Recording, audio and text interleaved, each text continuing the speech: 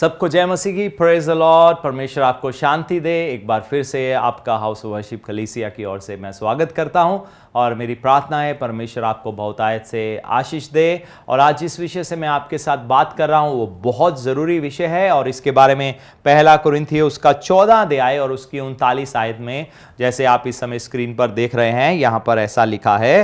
पौलुस कहता है, सो हे भाइयों, भविष्यवाणी करने की धुन में रहो और अन्य भाषा बोलने से मना ना करो। जब हम English Bible king James version में इसके बारे में पढ़ते हैं तो वहां पर जो शब्द इस्तेमाल किया गया है अन्य भाषा के बारे में, अक्सर जो शब्द, हर जगह नहीं लेकिन कई जगह जो इस्तेमाल किया गया है वो है अननोन टंग्स, यानी कि अनजानी भाषा। तो जब मैं अन्य भाषा शब्द बोलूंगा उसके साथ मैं अनजानी भाषा बोल दूंगा ताकि आप समझ सके कि मैं क्या बात बोल रहा हूं।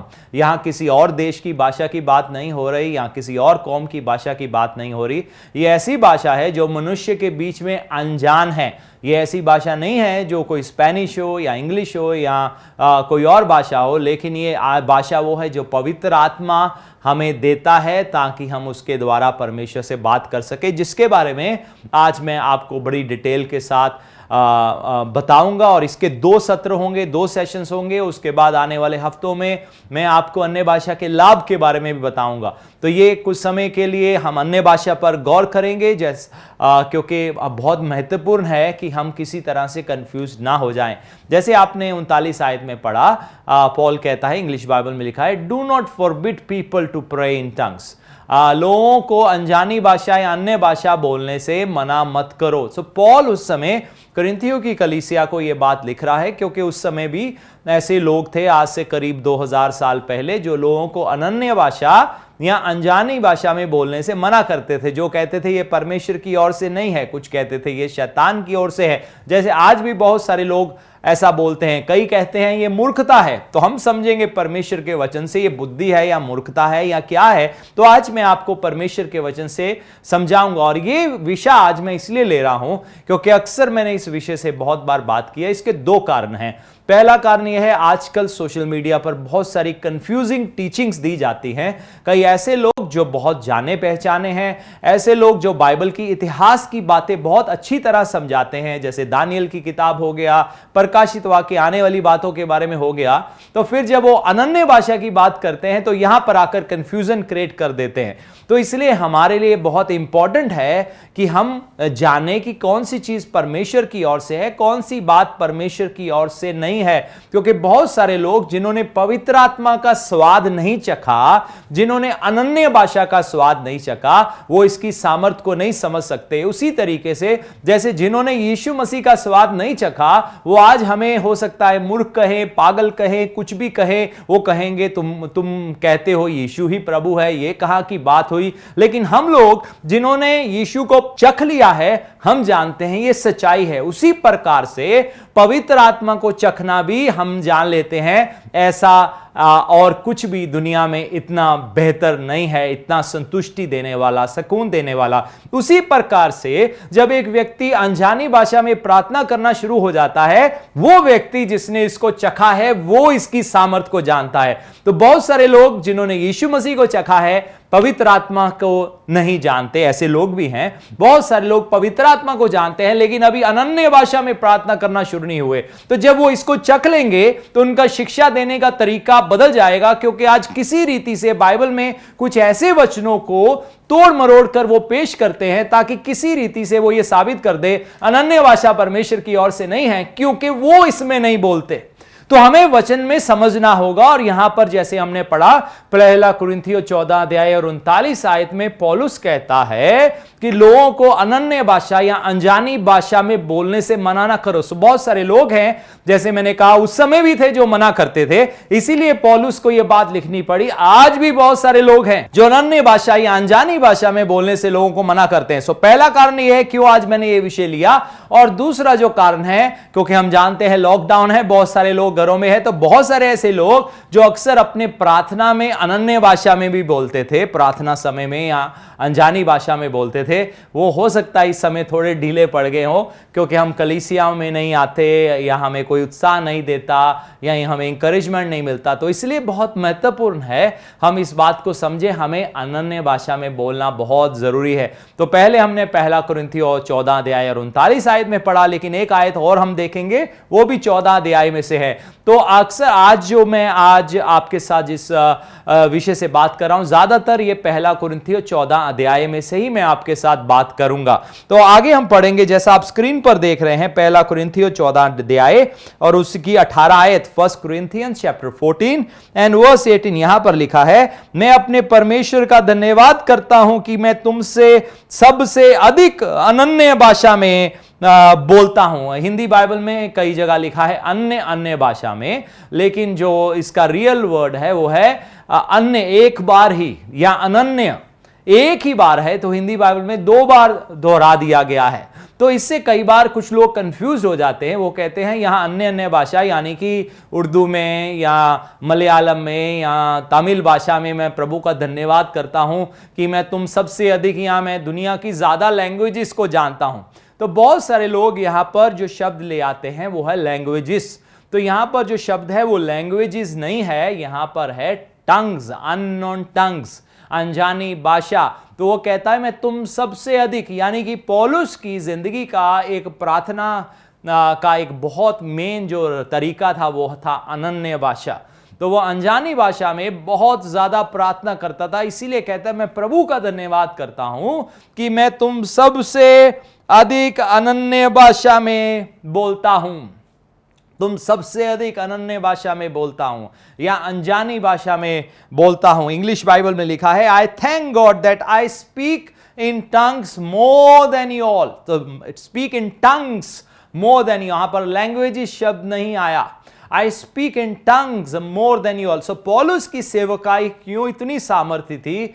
क्योंकि वो कहता है क्योंकि मैं अनन्य भाषा में प्रार्थना करता हूं तुम सबसे बढ़कर। सो पहली बात उसने कही, किसी को अनन्य भाषा में बोलने से या अनजानी भाषा में बोलने से मना ना करो। और जो दूसरी बात वो बोलता है, वो कहता है मैं तुम सबसे बढ़कर अनन्य भाषा में प्रार्थना करता हूं। तो ये पौलुस का प्रार्थना का एक मेन तरीका था, इसीलिए उसकी सेवका इतनी प्रभावशाली थी। इसीलिए वो ऐसे ऐसे देशों में, ऐसी ऐसी कौमों में, ऐसे ऐसे लोगों में पहुंच पाया। वो इतना प्रभावशाली था सिर्फ वचन के ज्ञान के कारण ही नहीं, सिर्फ परमेश्वर के साथ रिश्ते के कारण ही नहीं, लेकिन वो कहता है मैं अनन्य अनजानी भाषा में मैं प्रार्थना करता हूं। सो इसलिए हमारे लिए बहुत जरूरी है कि हम अनन्य भाषा में रोज प्रार्थना करें, अनजानी भाषा में रोज प्रार्थना करें। वो जो पवित्र आत्मा की भाषा है या जो पवित्र आत्मा की प्रेरणा से जो हम शब्द बोलते हैं, उसमें हम रोज प्रार्थना करें। आपके रोज के प्रार्थना जीवन का यह हिस्सा होना चाहिए।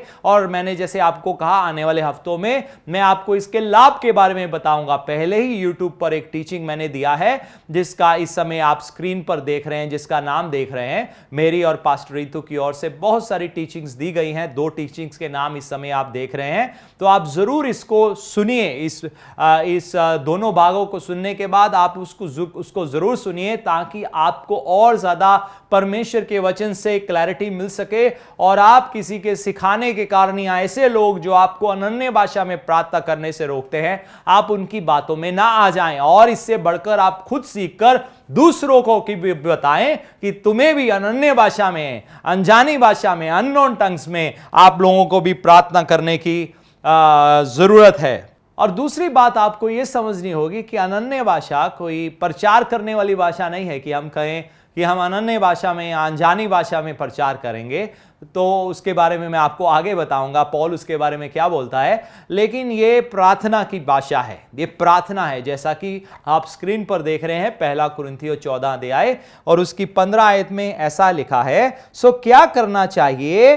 मैं आत्मा से भी प्रार्थना करूंगा और मैं बुद्धि से भी प्रार्थना करूंगा, मैं आत्मा से भी गाऊंगा और बुद्धि से भी गाऊंगा। सो पौलुस क्या कहता है यहां पर? वो कहता है मैं बुद्धि से भी, यानी कि अपनी समझ के मुताबिक भी प्रार्थना करूंगा। जैसे कि हम अपनी बुद्धि से प्रार्थना करते हैं अपनी जरूरतों के बारे में जानते हुए, पिता मेरे बच्चों को संभालो, पिता मैंने व्यापार शुरू किया है, उस व्यापार में मेरी मदद सहायता करो, मेरी पत्नी की मदद सहायता करो, मेरी कलीसिया के लोगों की मदद सहायता करो, परमेश्वर जो लोग सेवकाई में अगुवे हैं उनको संभाल कर रखो। तो हम क्या कर रहे हैं? अपनी बुद्धि का इस्तेमाल कर रहे हैं प्रार्थना करने के लिए। तो पौलुस कहता है मैं बुद्धि से भी प्रार्थना करूंगा लेकिन आत्मा से भी प्रार्थना करूंगा, मैं आत्मा से भी। सो यहां पर वो अनजानी भाषा के बारे में बोल रहा है। तो एक वो है जो हमारी समझ में आ रहा है और एक भाषा वो है जो हमारी समझ में नहीं आ रहा, हमें नहीं पता हम क्या कर रहे हैं, लेकिन हम पवित्र आत्मा की इच्छा के मुताबिक प्रार्थना कर रहे हैं। जैसे कि रोमियो उसका 8वां अध्याय और 26 आयत में, जैसे आप पहले स्क्रीन पर देख रहे हैं, यहां लिखा है, इसी रीति से आत्मा भी हमारी दुर्बलता में सहायता करता है, क्योंकि हम नहीं जानते कि प्रार्थना किस रीति से करना चाहिए, परंतु आत्मा आप ही ऐसी आहें भर भर कर जो बयान से बाहर है हमारे लिए विनती करता है। तो यहां पर क्या लिखा है? पवित्र आत्मा आप ही आहें भर भर कर हमारे द्वारा प्रार्थना करता है। सो पहली बात पौलुस क्या कहता है? मैं बुद्धि से भी प्रार्थना करूंगा, और फिर वो क्या कहता है? मैं आत्मा से भी प्रार्थना करूंगा, आत्मा में होकर भी प्रार्थना करूंगा, क्योंकि आत्मा आप ही आहें भर भर कर जो बयान से परे है, जो समझ से परे है, जिसको कोई मनुष्य नहीं समझ सकता, आप भी नहीं समझ सकते और मैं भी नहीं समझ सकता, जिसके बारे में हम पढ़ेंगे 1 कुरिन्थियों 14 अध्याय, 1 Corinthians chapter 14 और उसकी दूसरी आयत जैसे आप स्क्रीन पर देख रहे हैं। यहां लिखा है, क्योंकि जो अन्य भाषा में बातें करता है वह मनुष्य से नहीं परंतु परमेश्वर से बातें करता है, इसलिए कि उसकी कोई नहीं समझता, क्योंकि वह वेद की बातें आत्मा में होकर बोलता है। तो जो अनन्य भाषा, जो अनजानी भाषा में बोलता है, बाइबल में लिखा है, उसको कोई भी नहीं समझता, किसी को मालूम नहीं है वो क्या बोल रहा है, लेकिन वो भेद की बातें। सो ये किसके साथ बात हो रही है? जैसे आप इस समय फिर देख रहे हैं आयत को, लिखा है वह भेद की बातें आत्मा में होकर बोलता है, क्योंकि जब हम अनन्य भाषा या अनजानी भाषा में प्रार्थना कर रहे हैं, बातें कर रहे हैं, तो हम परमेश्वर से बातचीत चल रही है। कौन कर रहा है? रोमियो 8:26 में हमें जैसे अभी पढ़ा, तो आत्मा आप ही आहें भर भर कर जो बयान से परे हैं सो हमारे लिए विनती करता है। तो विनती भी है, बाइबल में एक जगह लिखा है धन्यवाद भी है, बाइबल में एक जगह लिखा है इंटरसेशन भी है। इसके बारे में मैंने आपको आने वाले हफ्तों में बताऊंगा, या जो लिंक जो मैंने आपको पहले जिसके बारे में बताया था, जो दोबारा इस समय आप देख रहे हो, तो अगर पास्टर रितु और मेरी इन टीचिंग्स को जो अन्य भाषा के ऊपर है, आप इसको YouTube पर जाकर सुन सकते हो, तो आपको और ज्यादा इसके बारे में काफी कुछ समझ आ जाएगा। तो यहां पर वो कहता है कि मैं क्या करता हूं? मैं बुद्धि से भी प्रार्थना करूंगा और मैं आत्मा से भी प्रार्थना करूंगा, क्योंकि जो आत्मा से प्रार्थना करना है उसकी बातें कोई भी समझता नहीं है, क्योंकि वो भेद की बातें कर रहा है। किसके साथ? परमेश्वर के साथ बातचीत चल रही है।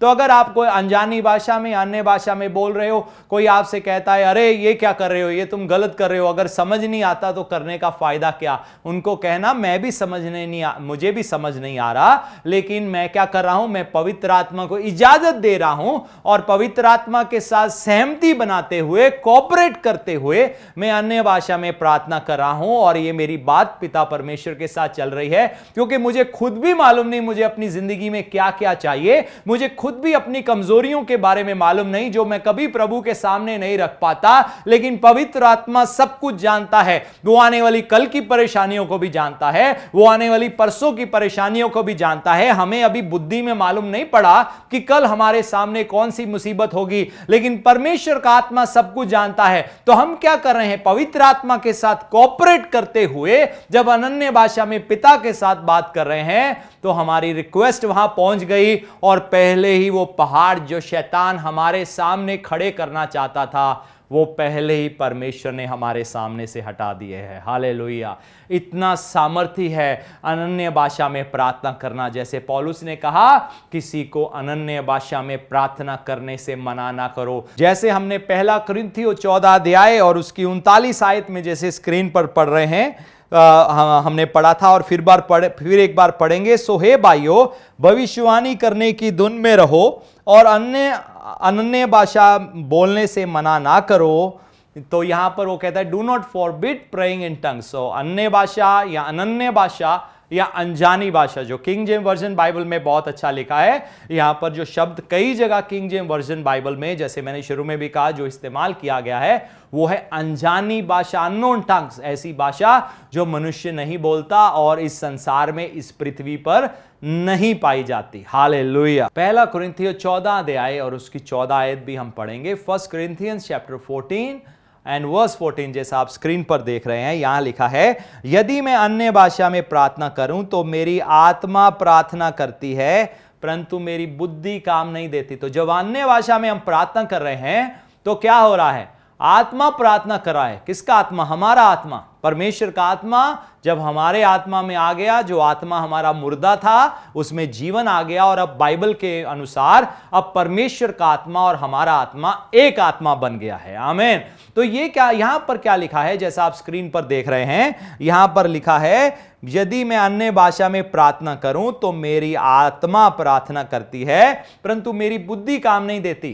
तो यहां पर पौलुस कहता है कि मेरी बुद्धि काम नहीं कर रही, सो मैं अपनी बुद्धि का इस्तेमाल नहीं कर रहा मैं क्या बोल रहा हूं, और ना ही मेरी समझ में आ रहा है मैं क्या बोल रहा हूं, लेकिन मुझे मालूम है मेरा आत्मा परमेश्वर के साथ बात कर रहा है। ये बुद्धि, दिमाग बीच में नहीं है। मालूम है कई बार हमारा दिमाग हमें बहुत सीमित कर देता है, कई बार हमारी प्रार्थनाएं बड़ी छोटी होती है, क्योंकि अक्सर कई बार हम हालातों को देखकर प्रार्थना करते हैं। मान लो एक व्यक्ति के हालात ऐसे हो जैसे अब मरने पर है, डॉक्टर ने जवाब दे दिया, हम उस व्यक्ति के हालात देख रहे हैं, उसका वजन 35 किलो रह गया या 30 किलो रह गया, सांस लेने में बहुत तकलीफ हो रहा है। तो अक्सर एक व्यक्ति क्या सोचेगा, बहुत सारे विश्वासी भी कहेंगे अब हमें लगता है इनका जाने का समय आ गया है।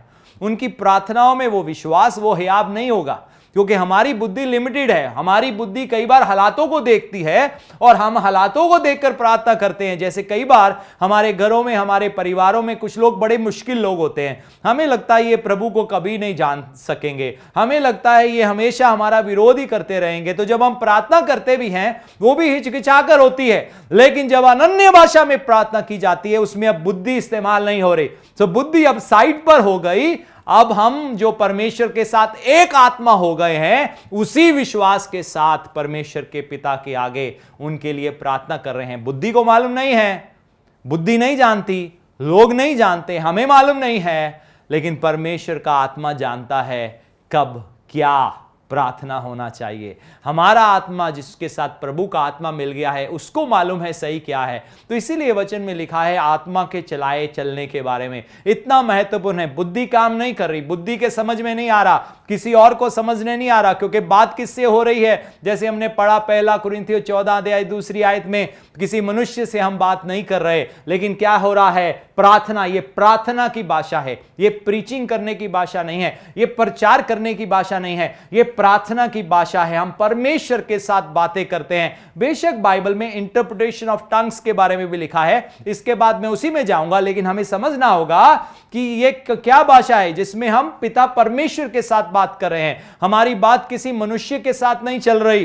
बेशक इसमें कई बार प्रोफेटिक वर्ड भी होता है जिसका इंटरप्रिटेशन दिया जा सकता है, लेकिन आपको ये अन्य भाषा में प्रार्थना करना बहुत महत्वपूर्ण है, क्योंकि बुद्धि हमेशा हमें सीमित कर देती है। हमारा ज्ञान, बाइबल में लिखा है, अधूरा है। हमारा ज्ञान अधूरा है। हम पूरी तरह से आज भी परमेश्वर की 100% सामर्थ्य को नहीं समझ पाए। आज कोई भी व्यक्ति परमेश्वर के वचन की स्टडी, मैं रीडिंग की बात नहीं कर रहा, मैं बाइबल पढ़ने की बात नहीं कर रहा, बाइबल अध्ययन की बात कर रहा हूं। कोई भी व्यक्ति ऐसा नहीं होगा जो कहे कि मैंने बाइबल का 100% पूरे का पूरा अध्ययन कर लिया है। हमेशा बाइबल में कुछ नया मिलता है, हमेशा हम और गहराई की ओर चले जाते हैं। तो इसलिए जब हम अन्य भाषा में प्रार्थना करते हैं, ये बहुत सामर्थ्य है, ये लिमिटलेस है। ये बाइबल के ज्ञान, हमें बाइबल का कितना ज्ञान है उस पर डिपेंड नहीं करती, या हमारी बुद्धि क्या बोलती है उस पर डिपेंड नहीं करती, या हम हालात क्या हैं और हमारे हालात कितने मुश्किल है उस पर डिपेंड नहीं करता। लेकिन जब अनन्य भाषा में प्रार्थना करते हैं,